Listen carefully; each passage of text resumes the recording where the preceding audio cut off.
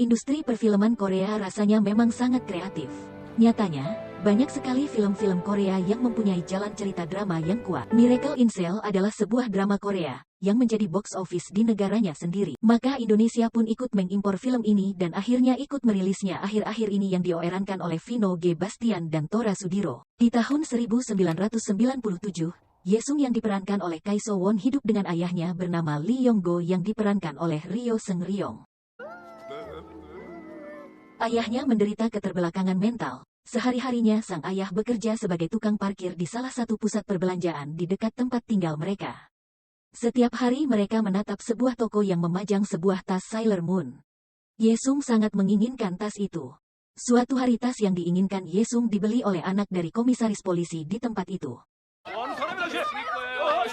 Pada saat ayah Yesung bekerja, dia tidak sengaja melihat anak yang membeli tas Sailor Moon itu. Lee Yong Go pun akhirnya mengejar anak itu. Anak yang membeli tas tersebut pun memberitahu tempat yang menjual tas Sailor Moon yang sama persis dengan yang dia punya.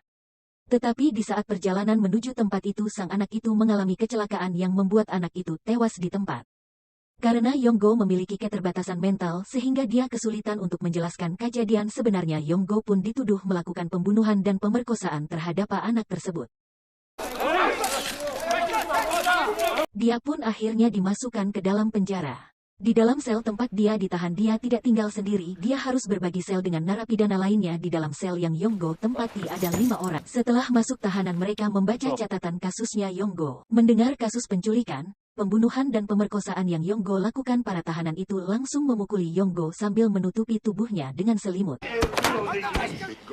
Tapi setelah melihat keputusan sidang dan hukuman mati yang akan diterima Yonggo, mereka pun berhenti memukulinya. Malah Su Yang Ho bertekuk lutut di hadapan Yonggo.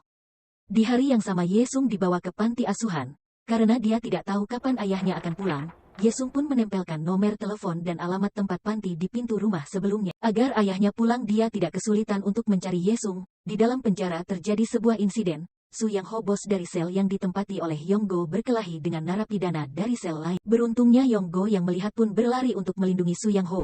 Su Yang Ho yang mengetahui hal itu membalas dengan memukuli Sang Myun.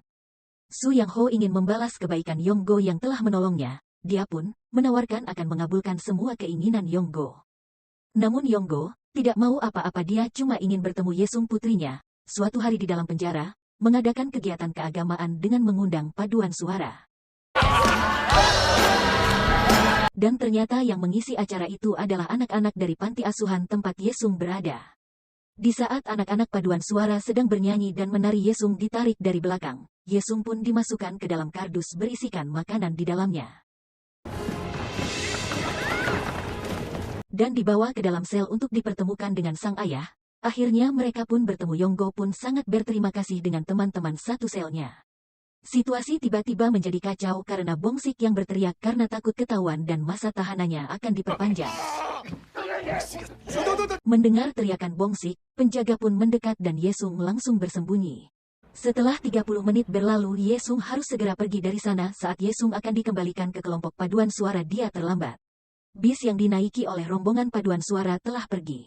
Akhirnya Yesung pun kembali ke dalam sel tempat ayahnya ditahan. Mereka pun akhirnya menyusun rencana untuk mengeluarkan Yesung dalam 2 hari ke depan. Karena akan diadakan kembali acara keagamaan, tibalah di hari di mana mereka akan mengeluarkan Yesung. Secara bergantian mereka membawa Yesung menuju tempat keagamaan itu berlangsung. Tapi rencananya gagal dikarenakan acara yang diadakan bukannya paduan suara seperti sebelumnya, melainkan para biarawan yang sedang melakukan acara keagamaan. Gelagat mereka yang menyembunyikan Yesung pun semakin tercium. Kepala sipir pun mulai mencurigai ketika dia melihat hasil foto dari acara keagamaan sebelumnya. Bahwa dia mendapati salah satu anak menghilang di dalam foto itu. Setelah ditelusuri, ternyata anak yang hilang itu adalah anak salah satu narapidana di sana. Kepala sipir pun langsung menuju sel di mana Yonggo ditahan dan mendapati ternyata anak yang hilang itu disembunyikan di sana.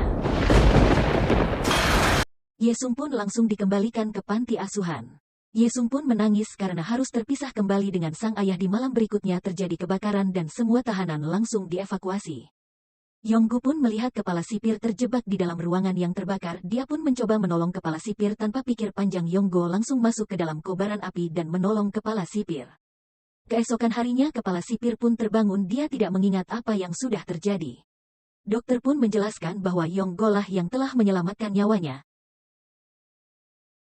Tiba-tiba keesokan harinya, kepala sipir mengirimkan sebuah kotak ke dalam sel tempat Yonggo berada. Para tahanan mengira di dalam kotak itu berisi makanan. Betapa terkejutnya mereka ketika mengetahui di dalam kotak itu ternyata Yesung. Kemudian Yonggo pun diminta untuk ke ruangan kepala sipir.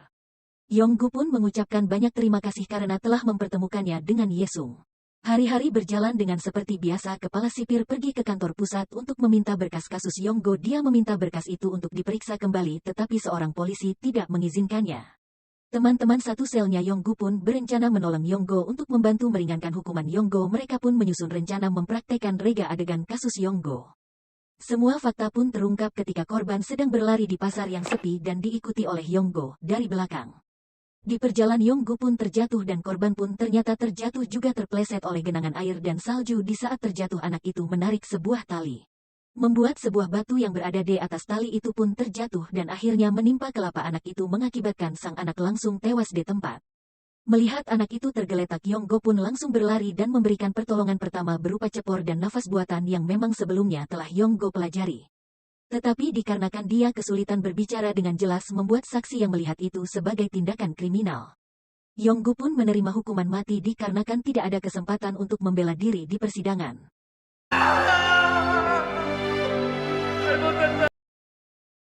Yesung mulai menemui teman-teman satu sel ayahnya dulu untuk mau bersaksi di persidangan karena Yesung akan mengangkat kembali kasus ayahnya untuk membuktikan bahwa ayahnya tidak bersalah.